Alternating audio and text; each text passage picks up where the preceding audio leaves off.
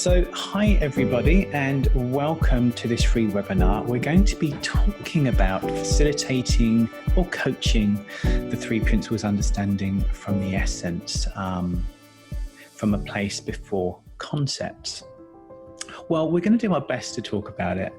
You'll be the best judge whether we manage to achieve it or not.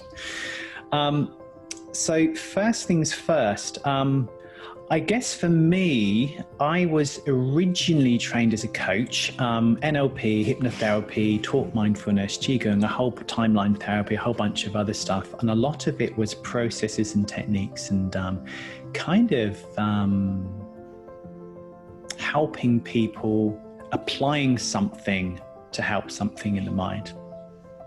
And when I came across this understanding about 18 years ago, it did actually take a couple of years to really get my head around what it is I was doing, because it's very different from what I had learned. And that's what we want to talk about. So when we talk about the essence, when we talk about concepts, I just want to kind of explain what we mean by that. A concept is an idea, a belief, a thought, a theory created in the mind of mankind. The essence is what creates the mind of mankind. The essence is the beforeness. It's the foundation for all things, whether in apparently form or formless. And within this beforeness arises the human experience, and within the human experience we create stuff in our minds. So one's very spiritual, it's very before, it's very esoteric, but it's fundamentally the only solid thing. I know that's a paradox, the only kind of totally all-pervasive thing. Whereas concepts in the mind of mankind seem more real than this floaty spiritual essence, but they change. How often have we changed our minds? How often have we taught in a certain way and changed how we taught? How often have we believed something and then changed our beliefs? Concepts are very changeable. The essence is not. It's before. So the question is, how do you coach or facilitate from the essence, not the concepts? Well, that's what we're going to be talking about. Does that make sense so far? If so, put your hands up. Yeah? Cool. Okay. Fan-dabby dozy. Do you say that in America? You've probably never heard of that, have you? Oh, I think I have. Yeah? Okay. We invented everything. Probably. Supercalifragilistic. Oh, that's an American invention. Yeah, that's all No, American. actually, I think it was an English movie. Yeah, it was. That was Chitty Supercalifragilistic. Chitty Bang Bang, I think. Yeah. Anyway, I digress. So concepts. Now, we're not bashing concepts. Concepts aren't wrong or right. We absolutely need concepts, meaning what we're creating in our minds, theories, beliefs, ideas. We need them to navigate the human experience. So we're not bashing concepts. Now, the key isn't to destroy all your concepts. The key is to know that they're concepts, okay, to understand that they're concepts. And then we can get underneath them and share from the essence rather than what we've made up about the essence. I'm going to do a diagram for the visual learners, which I'm one of them. Mary Poppins. That was Mary Poppins, not Chitty Chitty Bang Bang. Thanks, Claire and Bruce. I need to get to know my older movies better. Yeah, hopefully you can see that. So I want to talk about concepts and essence just so you get a really kind of a concrete idea of what we mean before we bring that into the facilitation. I should actually say before we get into this that I've been facilitating the three principles about 18 years when I first learned with Dr. Roger Mills and Sydney Banks. And Jules here has actually been facilitating the three principles without realizing since you've had your experience. Mm-hmm. Yes. Yeah.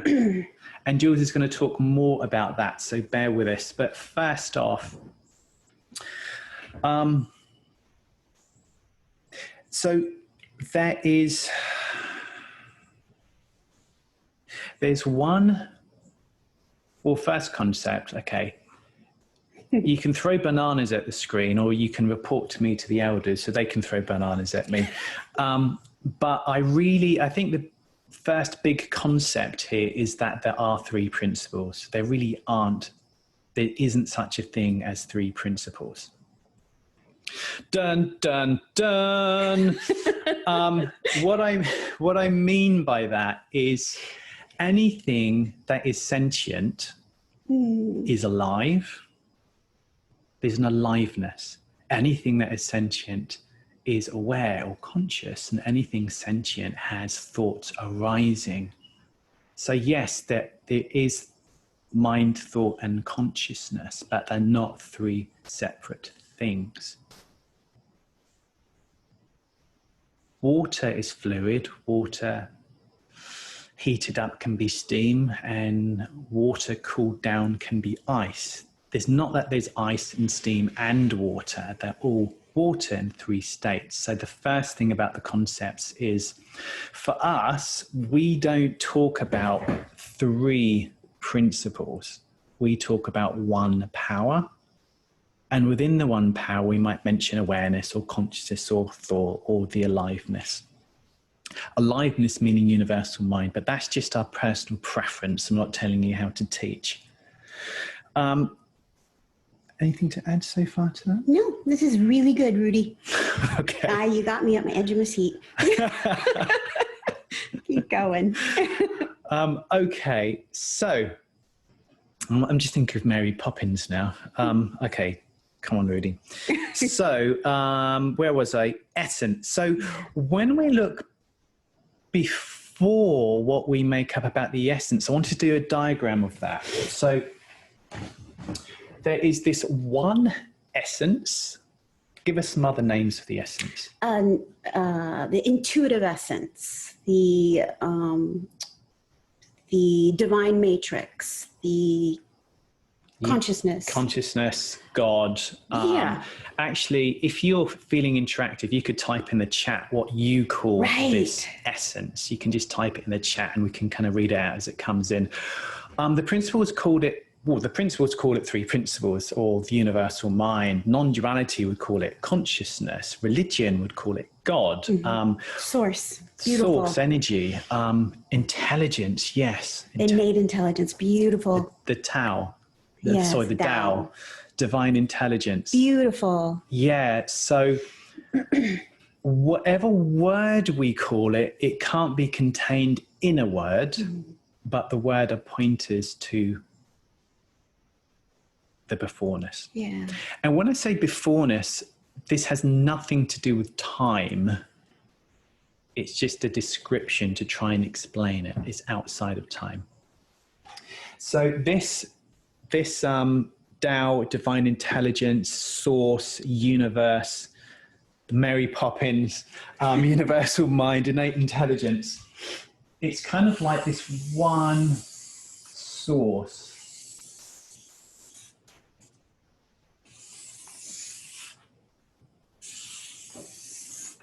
And as you can see with my amazing artistic ability, it's in the infinity sign here. You can use a different color to enunciate, if you will, the infinity sign. Now, if you were really clever, you would have seen that. Yeah. I'll just do it here. There you go. Oh, I can't even see what I'm writing now. That's beautiful, Rudy. That's perfect. There you go. So infinity is just, again, a word for everything. It's the everything and the nothing. Now, this pure, unfiltered, formless source, what it does is people look at it.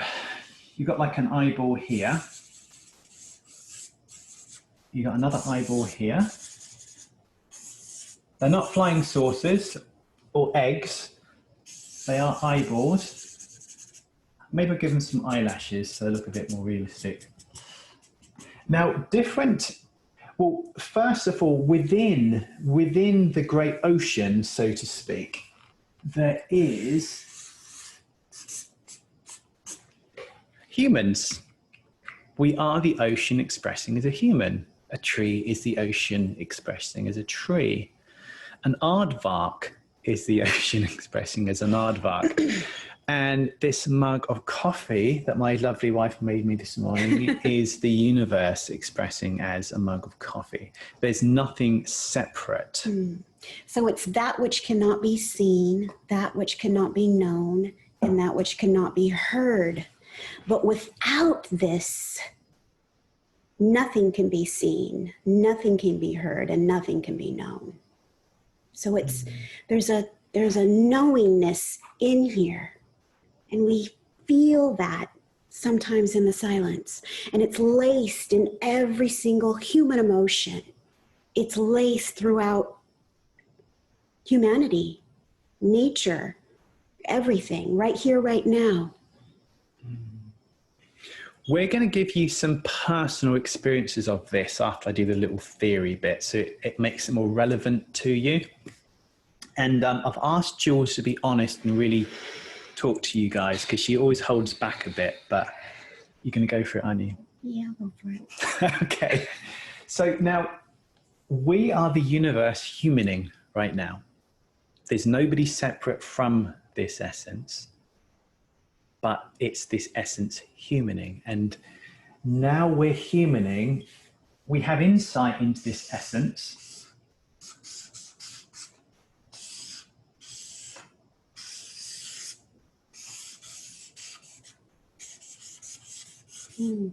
And what happens is we have insight into this essence, or realizations into this essence, and then seeing it, we put it into a concept. Again, there's nothing wrong with concepts. We have to do this to try and talk about it.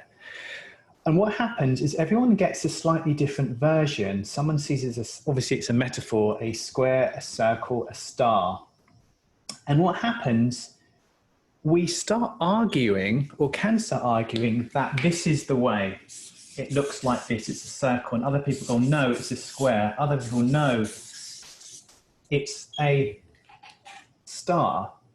And then there's this war between apparently separate things. But when you go from the things we've made up back to the no thing, there you find the truth. This is the world of the known. This is it. We know this. This is the world of the unknown. And what is the unknown? The unknown is the always known, because it's what we're made from. We're made from this essence. So when we go, I call this the beforeness, and these, what we make up from it, the afterness. Again, this has nothing to do with time. This is outside of time, space, and matter. It's before creation. How we interpret and perceive this is in time, space, and matter, and it's after. Now, what we found when we facilitate, and when you could call it coaching, is there can be a coming home to a timeless space where the complete unknown informs us in the moment as to what to say and where to go with a client. Now, some people could call that clairvoyance or being psychic, because you're getting information from the field. I see it as, because we're already intimately entangled within the field, we're made from the field. Of course, the field's going to give us information because we're entangled within it already. I don't see it as woo-woo or psychic or this or that, though you can give it those definitions. I see it as completely natural. It's as natural as breathing. It's as natural as being in love with your wife or your children. And so in the afterness, and this is where we're going to go, in the afterness, a lot of 3 principles coaching, facilitating looks at the afterness, how the human experience works, meaning thought creates feeling. And it can be really helpful knowing that thought's creating your experience. In fact, we did a webinar. I'm going to type it in the chat when Jules is talking so I don't distract myself. We did a webinar on the coronavirus one. Was that when it first started about 7 months ago? Yeah.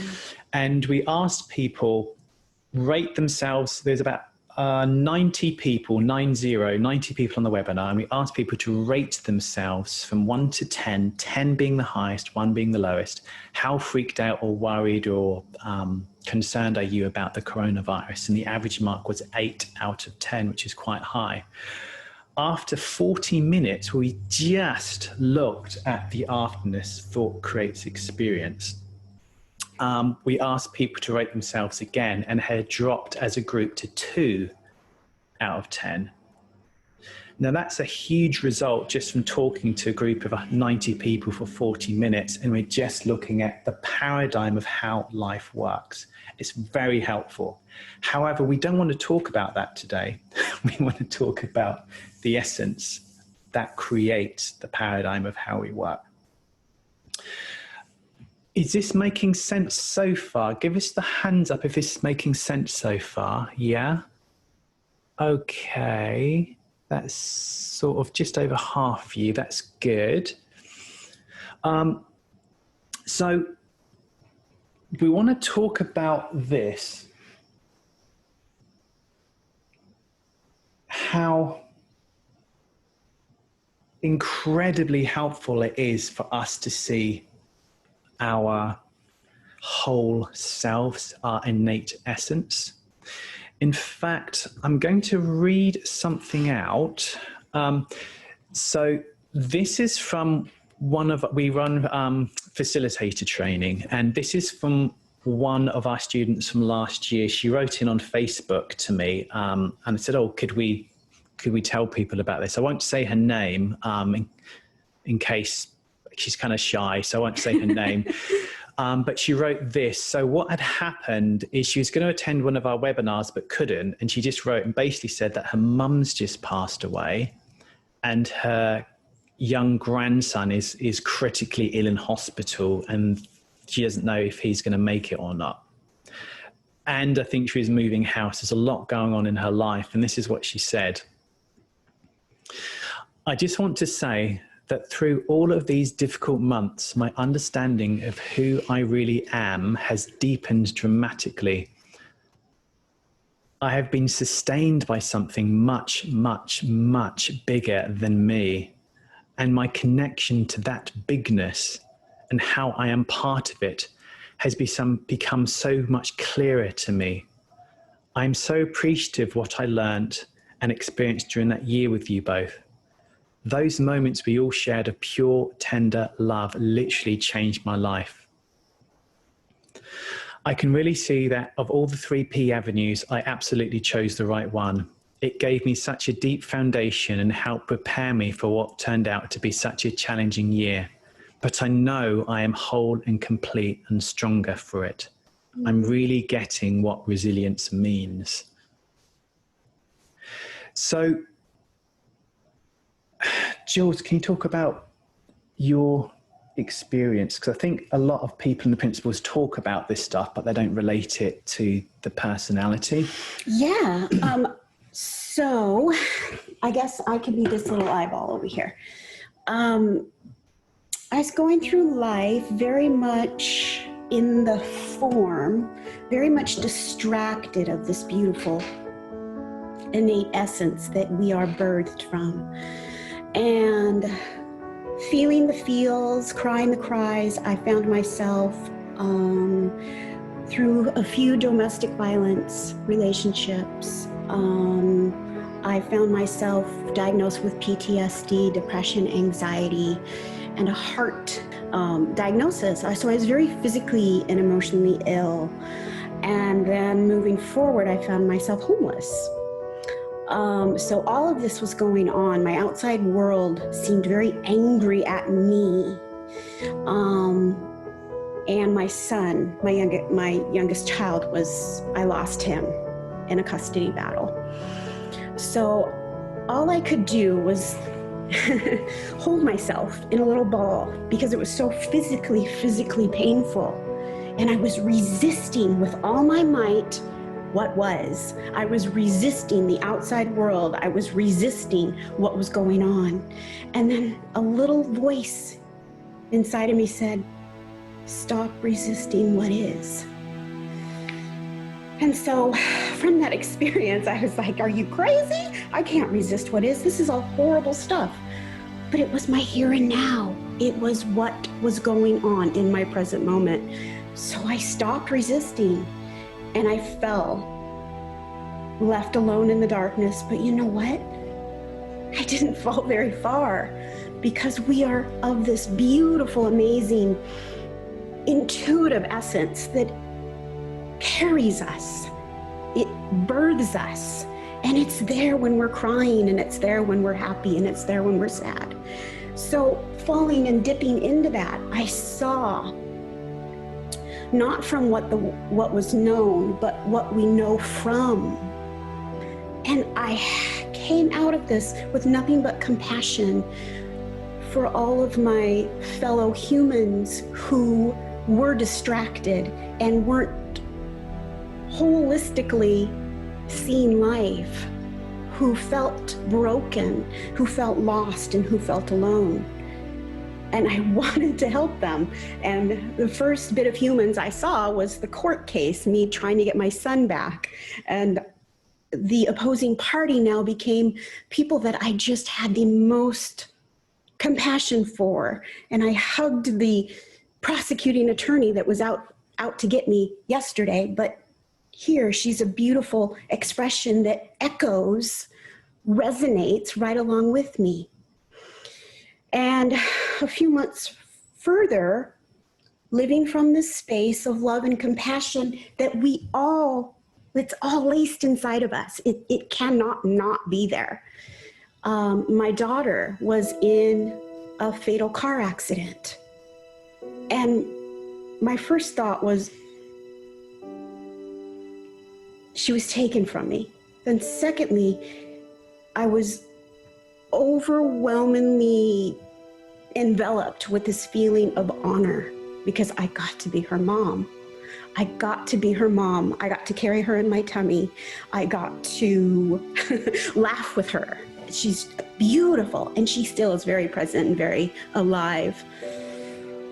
But my thought was, I need to tell people that they're already whole, that there isn't a true self and a separate self. There's a whole self that's full of laughter, full of cries, full of tears.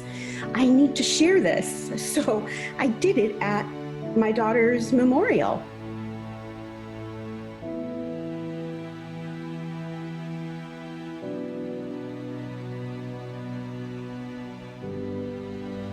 And there were 2,000 people that came into this huge stadium because she was so well known, and this country singer dedicated a song to her, and it went viral. There was this girl named Sophia that was driving to Watershed, I think 2 nights ago. And she was a fan of mine, and I think she was super pumped to be here. And it really sucks, man. She passed away on the way here in a car crash. Because she was so loving and so vibrant. So I did it. But I spoke from the silence. I spoke from that always known. I didn't prepare a speech. I spoke from love and compassion. And I heard a lot of gasps. I heard a lot of people, I don't know how I would interpret that.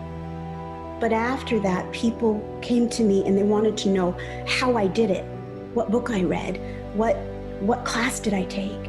And all I could say is that you have everything you need right inside of you. Everything. Deep down inside your heart, untouched by human thought. It's there. It's always, always there. And I left my state a few months later, then moved to Hawaii. And then about 3 years later, I heard Sid talk about his experience. And in that moment, I didn't feel alone. Because I thought, am I the only one that knows this? We all know it. There's a remembering and a forgetting. We need to recognize that in our own beautiful being. We're just distracted, that's all. And we're distracted by resistance, by fear. But we're always okay. Always okay. Always, no matter what. And it's in the resistance, it's in the thinking that something's wrong when we're sad. It's the thinking that something's wrong when we're crying. But that's our whole self. And then I met Rudy. Then it all went tits up. Yeah. You okay? Yeah, I love listening to you talk. What you were saying there, a whole self, the crying, Yes. the sadness, Because the happiness, if I were all of it. truly think that somewhere deep inside there's my true self, I would continually be looking. I would continually be identifying with my lows as something wrong. And that's exactly what I did. That's how I got so bound up and felt so lost and alone, when really we're supposed to cry. We're supposed to laugh. We're supposed to experience life. We're supposed to be alive. And it's understanding or recognizing that there isn't anything wrong. It's, I remember waking up the next few mornings and at fall, the leaves were falling, and I was like, look at the trees, they lost their leaves. And somebody's like, well, yeah, they do that every year, but they're not dead. They're supposed to go through this beautiful natural cycle. And I lived, when I experienced this, I lived in the Pacific Northwest in the San Juan Islands, close to Salt Spring Island, actually. And the ocean, in the wintertime can seem so rough. And somebody said, yeah, Jules, that's just what happens. And it's just a part of nature. But Rudy's quote, we aren't part of nature, we are nature in human form. So embrace your humanness, your wholeness, your whole self, and your whole nature. Yeah. Because it's beautiful. And Yeah. I'll be quiet now. Oh, no, you can. I'd love you talking. I want you to talk more.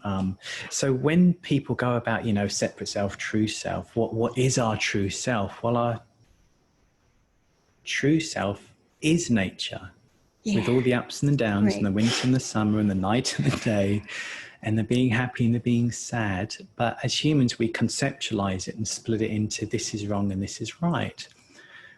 Whereas I think what you're talking about is embracing the wholeness, all the colors of the rainbow of the human experience, entangled within one divine essence. Because that which cannot be seen, known, or heard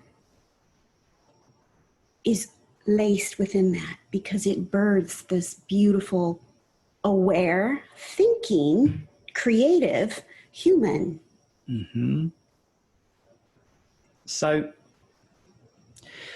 to me, just very briefly, because you've probably heard this before, my experience of this, the ocean, the beforeness was spontaneous when I was 20.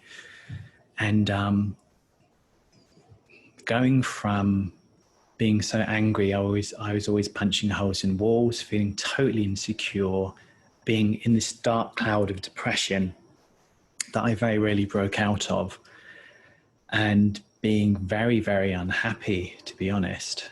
Very, very angry.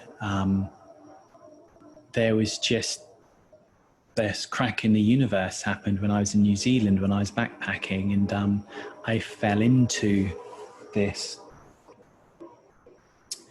And there was just what was, and what was as a word, my word would be love. Like it's just this boundless, edgeless, timeless, interconnected okayness, acceptance, embracement, unconditional love. And I realized that that is the building blocks of the beforeness. Now, it may not be that, but as a human, that's the best description. I can put words around it. And I've realized that when we facilitate or coach the principles, my goal and our goal is to fundamentally take people back towards love, not towards division of working the mind out and arguing true nature, false nature, and arguing ego and essential essence, and arguing about how to teach the principles and how not to teach it. And wisdom, non-wisdom. Yeah. all of these dualities, going back to the non-dual. My experience of the non-dual means there's one ocean, and that ocean is built from love, And that includes compassion. Yeah, the human experience. Which includes the human experience. And when you look at the word compassion, it means love and understanding. You understand how your mind works, meaning thought creates feeling. A natural implication is love. Because in the absence of the noise of our minds, there's just a settling back into something we've never actually left, and a remembering of something that's never really forgotten. And the feeling or the resonance of that you could label as love. Because that's what hit me about your story. Like, you had your son taken away in a custody battle, and your daughter passed away in a car crash, but there was this feeling of, tangible feeling of love. When we met? Yeah. Yeah. It was just nothing in the exterior world changed, with the exception of perception. Mm-hmm. It was perceived differently, from a deeper space that we all, our birth, cannot not be there. And sometimes it's so very much distracted. We're so very much distracted from it. Yeah. I recently listened to an interview of Oprah Winfrey interviewing Nelson Mandela from about 15 years ago. And Oprah's like, wow, wasn't it being tough being locked up for 27 years in a tiny room? And Nelson admitted, yes, he wouldn't wish it on anybody. It's pretty difficult. But he said it gave me something that I wouldn't have got. And Oprah said, what was that? And Nelson Mandela said, it gave me time to understand myself. And he said, nowadays, people are constantly distracted from, when I say myself, I mean the larger self, Whole self. the whole self going within. People are so distracted, you know, there's Facebook messages pinging and Instagram, and then there's, you know, children, and there's work, and there's just a lot of stuff. There's a noise. There's this noise in this external life that can drown out the silence within. And he said that he had 27 years to understand himself. And again, what happened? Implication, love. He came out, and he wasn't criticizing and condemning. He actually got a Nobel Peace Prize with the president of South Africa at the time, who actually locked him up, but there was no animosity. People see love as not that important within the principles. But I'll say love is the principles, and everything else is human concepts about them.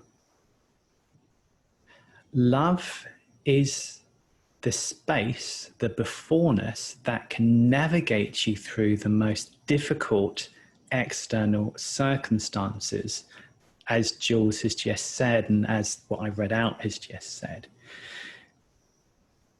Because love is kind of like the grease of life. If it was mechanical, it keeps everything moving. As soon as we feel separate from this space, we get fearful, and fearful, living in fear. Well, we all know, we've all had fear. We know what that does for our lives. We know what that does for countries. And I mean, I don't want to get into it, but for the world. And so I guess for us, facilitate actually means to make easy. Facilitating the principles is helping people's lives get easier. And having been on a number of Sydney Banks talks in the past, physically with him, he irradiated compassion, he irradiated love. But at the same time, he was very human and could get angry. He was whole. He was whole. He wasn't this beam of light floating around in complete peace all the time. He had his ups and downs. I know that when his first wife passed away, as anyone probably would, it really affected him for a number of years. And I've seen him get angry at two people in front of me. But also he's this, he emanated so much love that you could like warm your hands on him like a fire. It was just beautiful. I feel so blessed to have been able to experience him in the form. But he didn't beat himself up when he was human. He realized it was natural. Yeah. So we don't need to do that either. So facilitating to us the principles is helping remind people of a place that they've never left, remembering something that they've never really forgotten. And when we teach people to talk about the principles, they're not talking about the principles, they're talking from the principles. It's kind of a subtle difference there. And so, anything else? Yeah, I guess remembering that there's a dance in nature, just like the inchworm.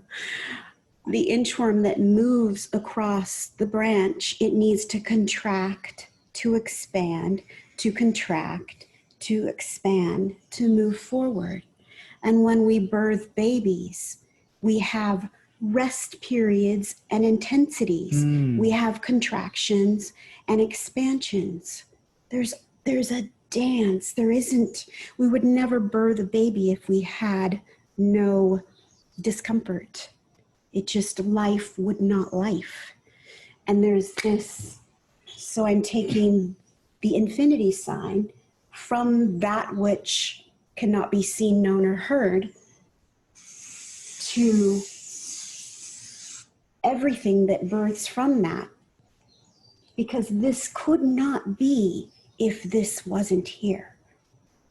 This is so dependent on this essence that so often gets overlooked, that we distract ourselves from.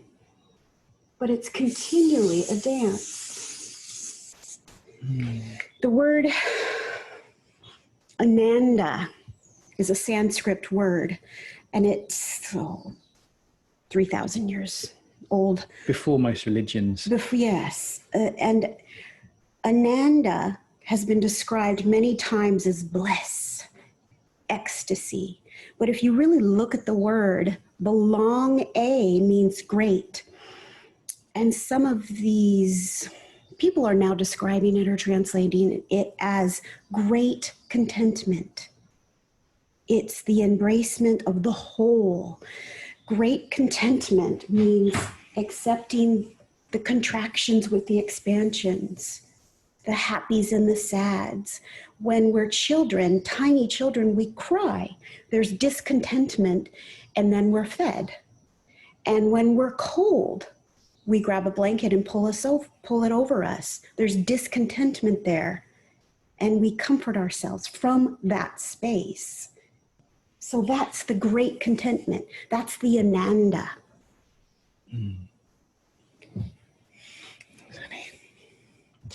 So we wanted to ask you guys how you're doing, if you have any questions or comments, or would like us to talk more about something in particular. Can you provide examples, ways in which you guide someone back to love? Beautiful question. Well, the first thing to say about that is there isn't a way to do it, but there's the moment. And in the moment, something arises to help people do that. And the moments are very different. Some moments I talk about thought created experience. Other moments I tend to talk about the love before. It really depends on the moment. But often this may sound a little bit, there is something called sympathetic resonance. It's a phenomena in this physical world, meaning that if you bang a tuning fork in resonance will start moving without touching it. Or a D string. You pluck a D string on a guitar, and the D string on your second guitar will start moving without physically touching it. And only the D string. Yeah. Now, what I noticed from, well, not just Sydney Bank, basically anyone who's coming from that love, is their resonance reverberates out within the field, because we are within the field, and we are the field humaning, and we're within the field. It reverberates out. And there's a sympathetic resonance where that love of the person coaching or facilitating can have an effect on the person listening, where they get in resonance with that intelligence, and it's wordless, but they find themselves falling into it. So beautiful. Yeah, so that love, that D string love that's plucked, that's creative, that essence, the in Latin, the word resonantia, or excuse me, resonance, is described as resonantia. It means to echo. So there's a resonantia going on. The first guitar does not have to teach the D string how to resonate. Yeah, it's already there. It's just dormant. So in creating that space of love, the D string, the other one just begins to resonate on its own. Going in, I was petrified when I started, even though I was talking to all these people and 2,000 people at my daughter's memorial, when my picture was put up on our website, Book with Jules. Oh my gosh, that's horrible. Why do you want to do that to me, Rudy? That's horrible. But what I realized is every client that came to me already had the answers within. I just created a space of love. They already had that D-ness, that resonance, that resonantia. I just created a space for it to echo back. They already have all the answers. And it comes from love, compassion, wholeness.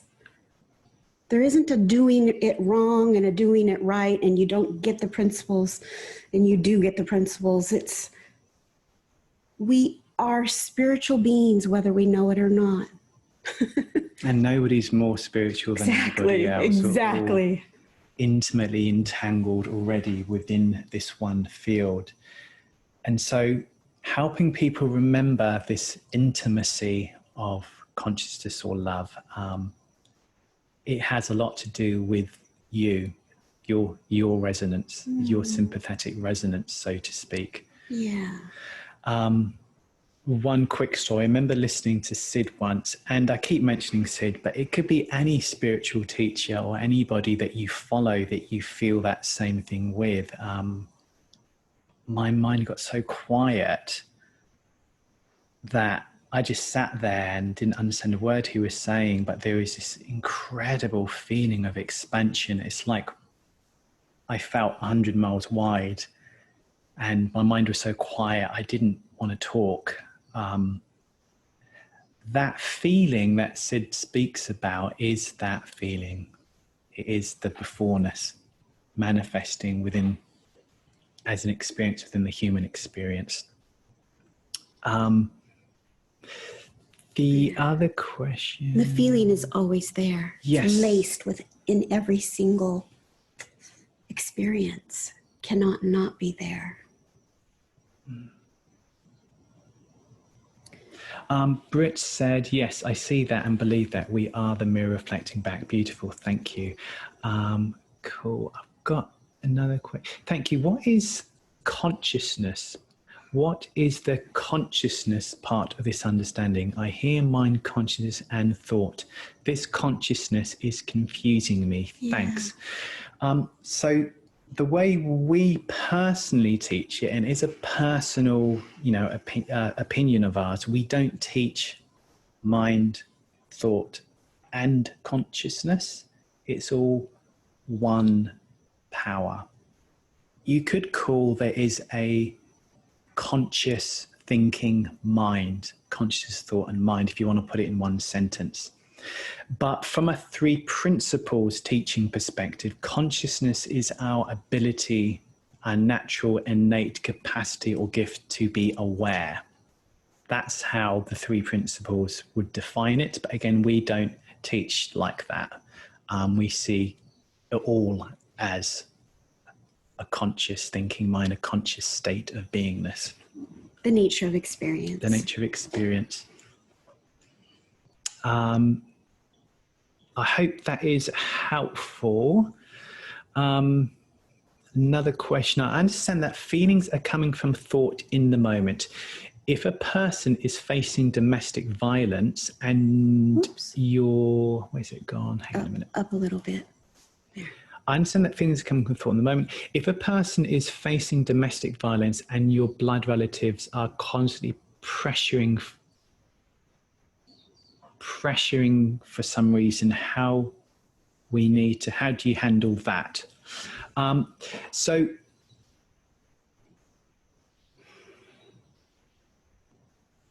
as the universe humaning, we navigate this apparent physical world via our perception. It's all a perception. I'm not saying it's made up, but we have to perceive something to have a perception of something. That is thought in the moment. So whether a good experience or a bad experience is happening, it's going to be your perception of the good experience and your perception of the bad experience creating your experience. So for example, when my mother passed away, in the moment she passed away, for whatever reason, my experience of it was good. I felt relieved she wasn't suffering. There's a beauty in the room and I felt very, very peaceful. Now, in another moment, maybe I could have felt devastated. In fact, my brother was devastated and I was peaceful. Now, the principles aren't saying how to handle something or the correct way to handle something or what you should do. It's just saying we experience via thought. Yeah. And full stop. It's just a description. There's a nature of experience. And so with the domestic violence in my history, first and foremost, make sure that they're safe. If it's your loved one that's being hurt, if it's you that's being hurt, make sure that you're safe. You go somewhere safe. And then from that safe space, I guess, understand that the person doing the harm or the perceived hurt is hurting inside. that there's a battle going on inside that person. There's a lot of contraction and pain, and that doesn't mean anything about you. Mm-hmm. And that was something that I had to really recognize within myself, because I was in 2 domestic violence relationships. I thought that said something about me, but it doesn't. And I guess, I don't know if that helps.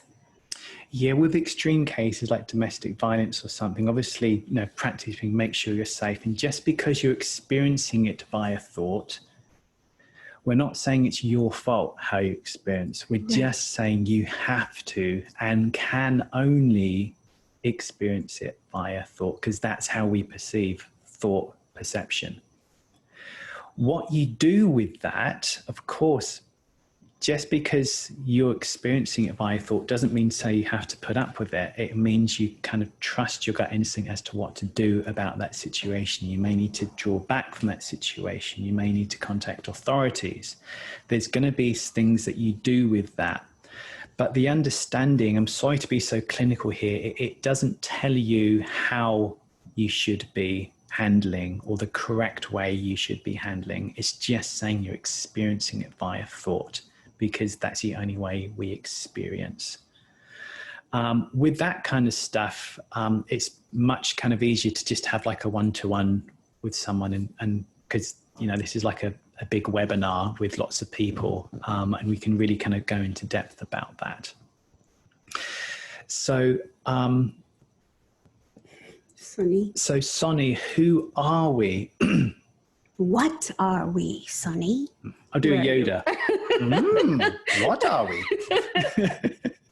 So who are we? That's lovely, Sonny. It's almost like, what are we? Like, this is what we are, birthed into who we are, personality, idiosyncrasies, preferences, and we're not this or that. Like the infinity sign here, we're both concurrently at the same time. We are consciousness humaning. We are consciousness sunnying. Sorry. So I could say from an absolute perspective, Sonny, that you are pure consciousness or you are pure compassion. From a relative level, I can say you are what you think. Yeah. But from a whole level, you are consciousness uniquely expressing itself as a Sonny with all your Sonniness, whether that's your preferences, your beliefs, what you like wearing, who you're married or not married to. Like, you are the expression, the only one unique expression within this field. So often we talk about what we are rather than who we are. We're built and entangled within this field. And for me, this field is pure, boundless, unconditional love, having a human experience and apparently experiencing the opposite of that quite often, but it's all the wholeness of who we are. Right, the wholeness, exactly. Yes, spiritual beings having a human experience, exactly. Yes. Yes. Nina, I'm off to bed. Thank you so much. You to explain and articulate this so good. Nice job as always. Love and good night. Thanks, Nina. I have another call. This has been great. Oh, thanks, Dee. Spiritual beings having a human experience. Yep, lovely, Brett. I'm Sonny, and my true self is love, creativity, and wisdom. And the contractions, Sonny, and the contractions. And the expansion. So your true self is your whole self. It's the dance. I want to say this, when I was alone in my room and feeling so much physical pain, I thought something was wrong because I was sad. I thought something was wrong because I was crying. And it was in the creating something was wrongness, if you will, in that state that I contracted even more. So just like nature, or we are nature in human form, Rudy's quote, we are nature in human form. That's meant to be an English accent, by the way. That's me. Just like the inchworm, contraction, expansion, contraction, expansion. So we don't say one is right, one is true, one is false. We say it's whole. So holistically speaking, we're naturing. If you look at nature, look at the universe, there is the sun, and the sun burns itself out, it implodes and then blows up. Creation, destruction, creation, destruction. It's not as if the creation is the true nature and the destruction isn't. It's all the dance of life. So as humans, we have the dance of love and fear, love and fear. Beth just gave this beautiful quote. Can you read that? Life is not a problem to be fixed, but a reality to be experienced. Yes, experienced. We are alive. We are alive in our sadness, alive in our happiness. Beautiful. So there's a few more questions. I just wanted to say before we go on that with our facilitator training, we asked the 2020, we asked people before and after the course, what is their self-judgment out of 10? 10 being the most self-judgmental they can possibly be, and 1 being the least self-judgmental. And what we found by teaching the wholeness, our whole nature, rather than true and false and separate and essential and all of these concepts, what we found is that the average mark was 8 out of 10 self-judgmental, which is pretty high, and went down to 2.5 out of 10. That's when we fully embrace our humanness, our wholeness, we get less self-judgmental. And what's that? What is love? Love is a mind absent from judgment. Yeah. And I know we hear that word, that term true self in the community so often, and that kind of being brand new to this community, it kind of made me cringe a little bit, not in a disrespectful way. I don't mean to be disrespectful to anybody. You're so disrespectful to everybody. But I feel protective almost of you, because it's not a true self and a false self. Your true self isn't this beautiful blissfulness. It's whole self, just like that beautiful quote. It's meant to be a reality to be experienced. It's life to be lived. And read that from it's a secret message from one of our 2020 students. What, this one? Yes. I found that sometimes I have no idea what to say or how to be supportive. If we know the client has the wisdom inside, we are off the hook for providing solutions. We listen, ask questions, point back, be supportive. Oddly enough, in the most challenging situations, just doing that is incredibly helpful. Jules, that hand sign you made for wholeness is a sign for home in American Sign Language. Oh, really? Oh, wow. Oh, that's beautiful. That's so perfect. I'm just reading the question. Have you worked with businesses? If yes, how have you connected this to the creation of results? Yes, I've worked with quite a few businesses, and the results people get generally are: 1, they can leave their thinking about work and everything they've got to do in the office, which means 2, everyone says, I sleep much better now. 3, they finally start having a deeper relationship with their wives or husbands or children. 4, people start listening to one another rather than telling them their opinion. They are open to hearing different people's opinions. 5, every single time the business turnover massively increases because people are more creative. Because what is creativity? It's the power to create something new. Where does creativity come from? It comes from the unknown. They always know. Because the unknown is a space for something new to arise. When we help businesses stop working in the known continually and open to the unknown, guess what? New ideas bubbles up. It's very, very practical, to be honest. So those are some of the results with businesses. I have my bachelor's in marketing, and we incorporate that into our facilitator training. And one of the things that I'm remembering is that there was so much wisdom in this environment that I used to work. Our CEO created these spaces for the marketing team to go and sit.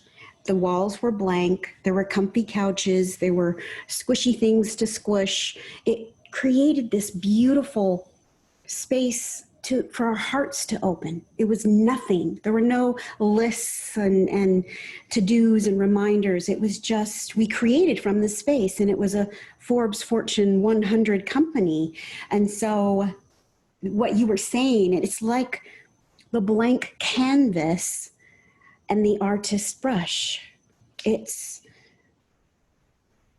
comes from the nothingness, the unknown, but deep down, there's an always known.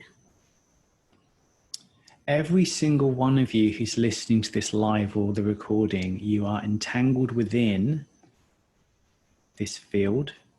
You're not part of this field. You are the field in a part. Because of that, you are imbued with the power to create, because you are a mini creator. You can create any life you want, any business you want, and relationships you want. You have the power to do that, apart from a thought that you can't. As you see that it's all thought, you can move beyond the limiting thought to and back to what Sydney Banks called divine thought or universal thought, which is the intelligence of the universe. And I've seen this again and again and again with so many people. Read Claire's. Claire and Bruce, since the training, these two guys are on our auditing. Since the training with you two lovelies, Bruce and I have forgotten how to do self-judgment. Wow, that's awesome.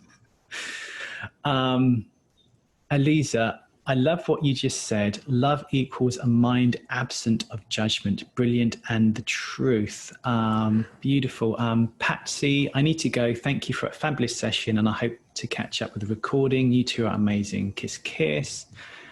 Anam, wisdom is inside. It's just when a person is in their thoughts that wisdom got blurry, and when that thought goes away or a person comes into neutral space, then that wisdom kicks in.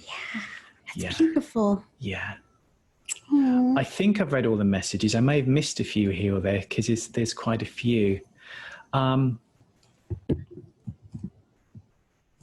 But I've just, oh, sorry, I'm just going to go this too. I just messaged someone, Rob, privately. He's like, again? Yeah, there you go. So that is a link. We run facilitator training. We do like a very, comprehensive, all singing, all dancing, 9-month live program, and a more of a affordable version called the auditing. That's the link to it. We're actually, we didn't really want to talk about it on this webinar, nor are we. We're going to do a separate webinar specifically about the training for people who are interested. We can go into more details. But for me, when I go back to basics about facilitating the 3 principles, what are you doing? You are reminding people that they are already whole. They are already complete. They are intimately entangled within this incredibly powerful field of loving intelligence. And for me personally, I don't want to help people shuffle thoughts around in their minds like reframing and reprogramming and getting rid of and stopping. I want to take them back to what they are, this boundless field of infinite potential. Because when people understand that, their perception of life increases and they start seeing the spiritual within the physical. I don't want to frighten you, so I'm not going to go there about what that means personally. We run courses called Nature's Mind, where we actually go into that, the energetic nature of life. And that goes more deeply into that. But I wanted to kind of keep this more mainstream because you guys have signed up for facilitator training, but a facilitator webinar. But I'd just like to say that our human bandwidth of perception is incredibly limited, and the potential of expanding that, you're literally like walking around in heaven on earth. You can see the energies, you can hear the vibrations of things. It's a very different reality, and it's something that's completely natural, and we all have the capacity to experience. And then we collapse. Which is then totally we're in fear, natural. and then we expand. Yes. It's all part of it, and it's all okay, and it's all part of being human.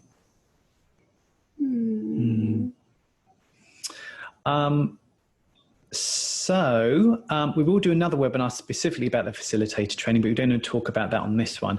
Is there any, we're kind of coming up to finishing. Is there any other, would anyone like to unmute themselves and comment or say anything at all before we end? Or you could type it in the chat.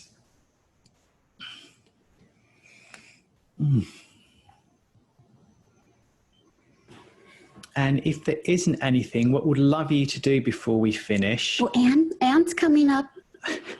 Oh no. Anne's running away.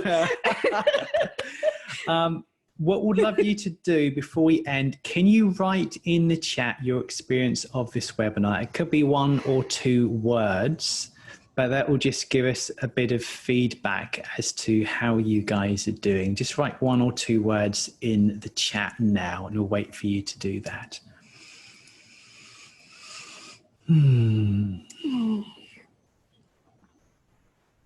Laurie, awesome. Britt, lovely.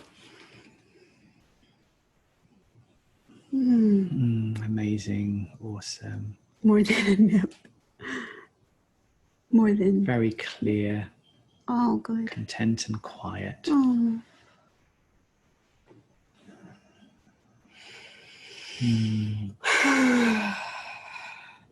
Resonates. Clear. What is it? You two are so amazing. I appreciate you so much, and learning and experiencing so much from your training every day. Thank you, Fawn. Love you. Enjoying your lovely thighs. Wonderful reminder of what we already know. Yes. Love in the essence of life. Yes. Thank you. Beautiful. Feeling like I learned and gained so much insight. Thanks, Eliza. Beautiful, just as I had hoped. I'm here and feeling the connection. Love listening to Jill's experience. Yeah, me too, Anne. I just really sat back and enjoyed you talking about that. And you're going to come to Hawaii. Yes, we're working on building a physical retreat center here in Hawaii, but it's been on hold, obviously, with everything that's going on in the world. But we're going to get some of you guys out here when we can. Fawn. Back to the... Fawn brought politics into it. Oh, no. That's awesome, Fawn. Now, can we rebroadcast this before the election? Oh, beautiful, Brian. Judgmental, that's okay too. Yes! Yay! Yeah. Mariska, back to the essence, love it. Claire and Bruce, yes. So, in my closing statement, ladies and gentlemen, I'd just like to say, if you want to know what the principles are, there's nothing that they're not. Go live life. If you want to know what the feeling of them are, to me, it's love. To you, it's compassion. It's compassion. If you're as a facilitator, coach, therapist, whatever you want to call yourself, if you're steering people back towards the feeling, the resonance of love, that's what to me what it is all about.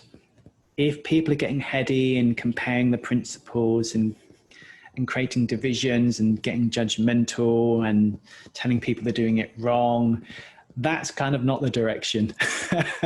But it is still a direction.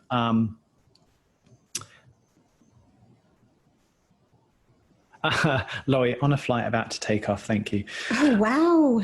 Thank you, Laurie. So I hope that's helpful. We have recorded this, so we will put the recording up if you want to listen again or send it to people. And check out innateevolution.com, our facilitator training happening in January, where we go very, very deeply into this and help with your business. Yeah. Social media, all of that stuff, practice facilitating, practice doing one-to-ones, blah, blah, blah. We're going to talk about that on another webinar. But until then, lots of love to you. And go and enjoy life. We'll probably go to bed, actually, if you're in Europe, because it's probably quite late. But just enjoy your life and just enjoy being human. All the ups and downs, it's all okay. And Josie, wherever you are, give your dog a hug from me. I saw her hugging her dog. Oh, I will. She just ran outside, so I've just been trying to get her back inside and carry on listening. Oh, and Katrina's got a dog or a cat there. I can't. Oh no, it's a hand. Oh, a baby. Oh no. Oh, yeah, she's got a baby. She had the baby last time too. Oh, beautiful. Oh. Britt says true nature versus whole nature was new for me. Thanks for that nugget. Yes. We're actually writing a whole book. We've written actually a whole book on this. We just need to edit it and get it out there. So finish editing, and it's out there, and it'll be hopefully before Christmas. It'll be done. Yeah. All right, guys. Lots of love to you, and we'll see you very soon. Keep well. Bye. Bye, guys. Rob, Bye, guys.